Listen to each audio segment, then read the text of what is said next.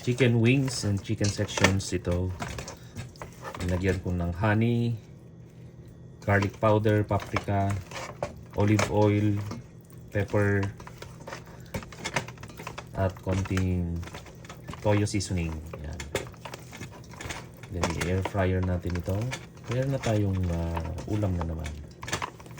Yan. Babad na natin ng mga around 30 minutes. Ready for air fry na ito. Lutuin lang natin ito ng 30 minutes, 15 minutes bawat side, 300 degrees Fahrenheit yan. Siya nga pala, pinakuluan ko yan ng konti, yung manok na yan with spices. After few minutes, check lang natin para iwas sunog. Mahirap na, sayang din naman. So ibalik muna natin dahil hindi pa pwede. Chinek ko rin after 5 minutes, ayan, medyo golden brown na. And then lutuin pa natin. Then, ayan, after 15 minutes, tamang-tama. Medyo may pagkasunog pero yan ang gusto kong pagkakaluto niyan. Balik rin natin. At saka lutuin pa natin yung kabilang side ng another 15 minutes. After ng 15 minutes, ayan na siya. Ready na.